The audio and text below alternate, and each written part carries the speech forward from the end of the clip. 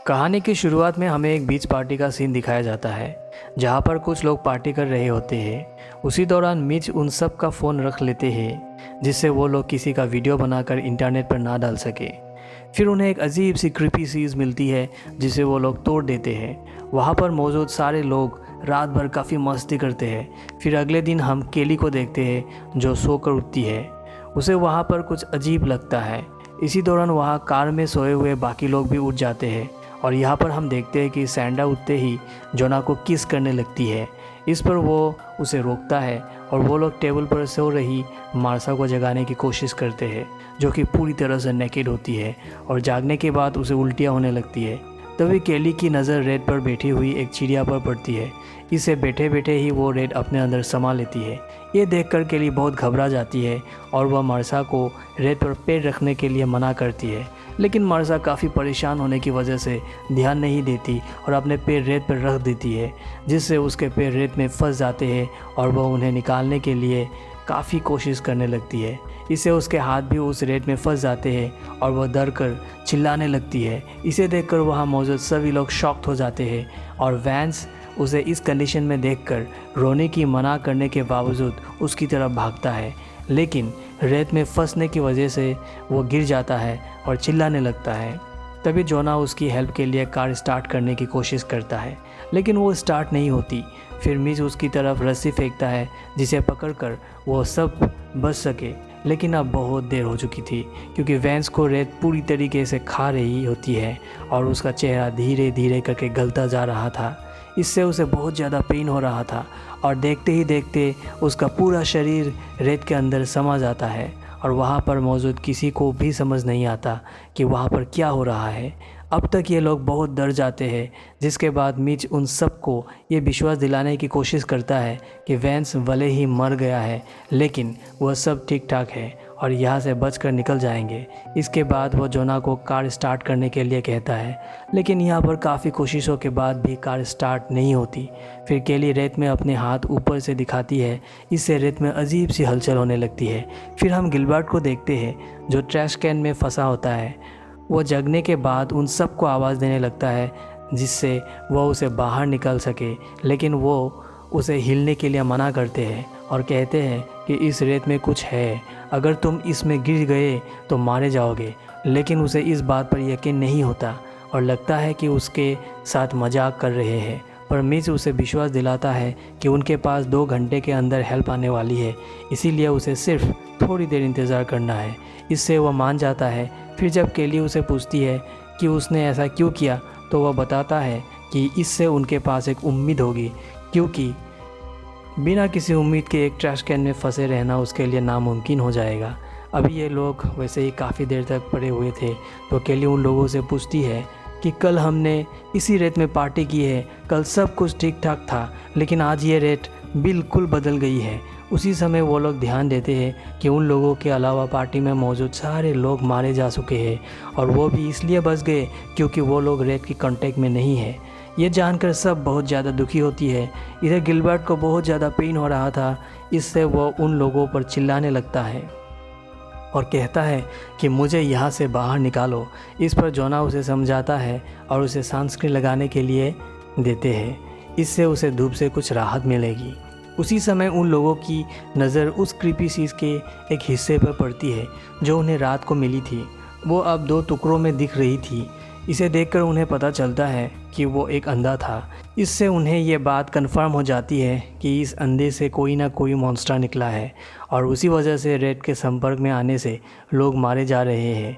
उसके बाद उस मॉन्स्टर का साइज़ जानने के लिए केली हॉट डॉग फेंक कर चेक करती है, तो उस दौरान उन्हें पता चलता है कि वो काफ़ी बड़ा है और दूर तक फैला हुआ है। जोना वहाँ जाने के लिए कहता है, लेकिन उसे सैंडा मना करती है और रोनी उसे समझाने की कोशिश करती है।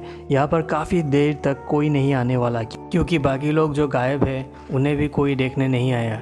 इसके बाद जोना स्केटबोर्ड की मदद से आगे बढ़ना शुरू करता है और उसका ये आइडिया काम कर जाता है, लेकिन जब वो किसी तरह से टेबल तक पहुँचता है तो उसी दौरान उसका स्केटबोर्ड खिसकने लगता है हालांकि वो संभालने की काफ़ी कोशिश करता है।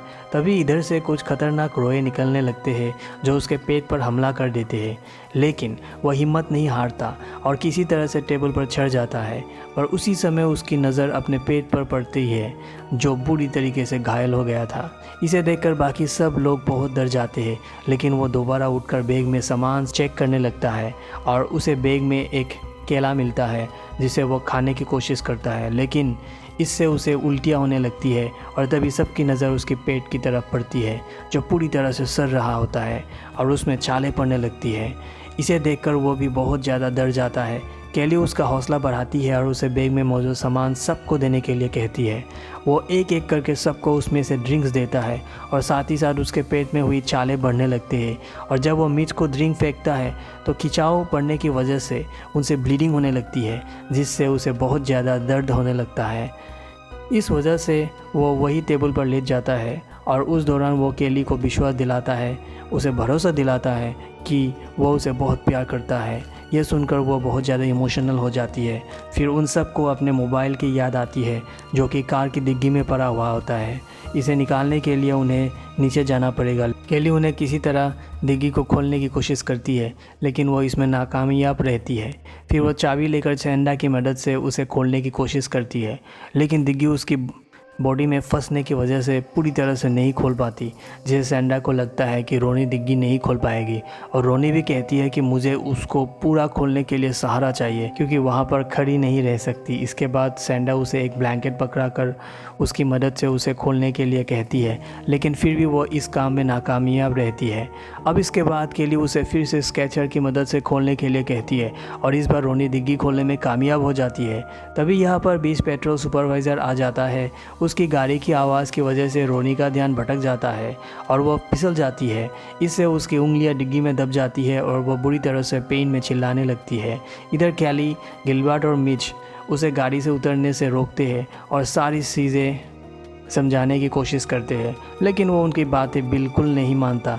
उसे ऐसा लगता है कि इन लोगों ने ड्रग्स लेकर रखा है, जिससे वो उन लोगों को मना करने के बावजूद गाड़ी से उतर जाता है और रेत में चलने लगता है। इसे देखकर वो सब हैरान हो जाते हैं क्योंकि वो रेत उसे कोई भी नुकसान नहीं पहुंचा रही थी। फिर जब वो जोना के पास पहुंचता है तो उसकी पेट की हालत देखकर उसे काफ़ी अजीब लगता है। इसके बाद वो गिलबर्ट को उस कैन से बाहर निकालने की कोशिश करता है, लेकिन वो नहीं निकाल पा रहा होता। इसके बाद वो कहता है कि मेरी टीम आएगी और तुम्हें निकालेगी। इसके बाद जब वो रोनी की उंगली डिग्गी से निकाल रहा होता है तो इस बात पर काफ़ी गुस्सा होता है कि कोई उसकी मदद क्यों नहीं कर रहा है। इससे केली उस पर काफ़ी गुस्सा हो जाती है, तो वह सुपरवाइज़र उसे छोड़कर केली के पास पहुंच जाता है, जहां पर केली उसे बताने की कोशिश करती है कि उसकी 2 दोस्त पहले ही मारे जा चुकी है। अब ये जानकर वो उनकी डेड बॉडी के बारे में पूछता है। इसके बाद केली उसे बताती है कि इस रेत ने उनकी डेड बॉडी को पूरी तरह से खा लिया है। ये सुनकर वो काफ़ी गुस्सा होता है और केली और मिच को बुलाता है। केली उसे समझाने की कोशिश करती है कि उनका वहाँ आना सेफ नहीं है, लेकिन सुपरवाइज़र इसके लिए नहीं मानता और अपने गन निकालने की कोशिश करता है। उसी समय उसकी चाबी रेत में गिर जाती है। इसे केली उठाने के लिए मना करती है, लेकिन इससे पहले वो चाबी उठाता उसके हाथ रेत में फंस जाती है और ये सब देखकर वो बहुत ज़्यादा डर जाता है। उसी समय केली उसके हाथ में मौजूद पेपर स्प्रे देकर उसे रेत पर स्प्रे करने के लिए कहती है और जब वो स्प्रे करता है और अपने हाथ वापस से निकालने की कोशिश करता है तो उसका हाथ अलग हो जाता है। इसे देखकर वो चिल्लाने लगता है और रेत में गिर जाता है। तभी केली उसके पास जाकर वो स्प्रे उठा लेती है और वह सुपरवाइज़र देखते ही देखते रेत में समा जाता है। इसके बाद मिच कहता है कि उसे यहाँ से निकालने के लिए टॉवेल चाहिए, क्योंकि अभी उसने देखा कि सुपरवाइज़र अपने जूतों की मदद से रेत में चल सकता था। अब इसके बाद वो टॉवेल्स लेने की कोशिश करता है, लेकिन रेलिंग गिरने की वजह से वो रेत में गिर जाता है और रेत से निकले बहुत सारे टेंटेकल्स उसका खून बुरी तरीके से चूसने लगते हैं और देखते ही देखते उसकी बॉडी को पूरी तरीके से खा जाते हैं। ये देखकर वो सब बहुत ज़्यादा दुखी हो जाती है, लेकिन केली हिम्मत दिखाती है और वो सैंडा को रेलिंग उठाने के लिए कहती है। इसके बाद वो उसे एक और रेलिंग देती है और ख़ुद भी वही से कार में कूद पड़ती है। वो वहाँ पहुँचते ही सैंडा को एक जोरदार पांच मारती है, क्योंकि पिछली रात उसी ने जोना को बहकाया था। फिर वह रोने की डिग्गी में फंसी उंगलियों को निकालने की कोशिश करती है और सैंडा की मदद से इस चीज़ में कामयाब हो जाती है। हालांकि इससे उसे काफ़ी पेन हो रहा था, काफ़ी दर्द हो रहा था। इसके बाद केली उसके हाथ में टॉवेल बांध देती है जिससे उसकी ब्लीडिंग कम हो सके। इधर गिलबर्ट की हालत बहुत ज़्यादा ख़राब हो रही होती है। कैन में फंसे होने की वजह से उसे ब्लीडिंग भी हो रही होती है, जिससे रेत में मौजूद टेंटेकल्स उसकी तरफ अट्रैक्ट होने लगती है। इधर केली सैंडा की मदद से उन रेलिंग्स को जोना तक पहुंचने के लिए रेत में डालती है और उसकी मदद से सैंडा जोना के पास पहुंचती है। फिर केली रोनी को वहां से निकालने के लिए कहती है। वो कहते हैं कि मेरे हाथों से ब्लीडिंग हो रही है, इसके रेत में गिरने से वो उन टेंटेकल्स को अट्रैक्ट कर लेगी, इसीलिए पहले तुम जाओ। अब इसके बाद केली भी जोना तक पहुंच जाती है। इसके बाद रोनी जोना की तरफ चलने की कोशिश करती है और थोड़ी दूर चलने के बाद उसके हाथों से ब्लीडिंग होने लगती है। इसे देखकर उसका बैलेंस बिगड़ने की वजह से वो रेत में गिर जाती है और वह भी बहुत ही बुरी तरीके से मारी जाती है। फिर हम देखते हैं कि गिलबर्ट के ट्रैश कैन में भी बहुत सारे रोए आ जाते हैं क्योंकि गिलबर्ट का खून टपक रहा था। इधर सैंडा अपने पैरों में टॉवेल और बैग लपेटकर सुपरवाइज़र की गाड़ी तक पहुंच जाती है। इससे वो काफ़ी खुश होती है, लेकिन इसी दौरान गिलबर्ट का कैन उस रेत में निकले टेंटेकल्स की वजह से खिसकने लगता है और जब उसका कैन हिलना बंद होता है तो उसके कैन से कई सारे मॉन्स्टर की क्रीपी हैंड्स निकलते हैं जो उसे कैन के अंदर खींच ले जाते हैं और वो भी मारा जाता है। इससे हमें यह भी पता चलता है कि धीरे धीरे वो मॉन्स्टर बड़ा और स्ट्रांग भी हो रहा है। तभी वो मॉन्स्टर गाड़ी पर भी हमला कर देता है, जिससे सैंडा गाड़ी पर ही स्लिप हो जाती है और गिरने की वजह से भी बेहोश हो जाती है। इससे केली बहुत परेशान हो जाती है। इसके बाद बड़ी मुश्किलों के बाद सैंडा रेत में जागती है और वो एयर बाथटब की मदद से जोना को कार के अंदर बिठा लेती है।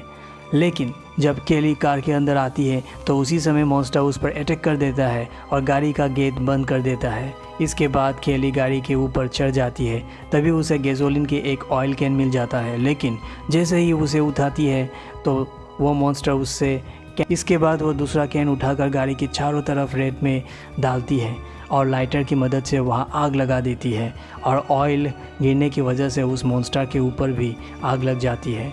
इससे वो बुरी तरह से जलने लगता है। लेकिन जब वह गाड़ी के अंदर जाती है तो मॉन्स्टर गाड़ी का गेट खोलने की कोशिश करता है।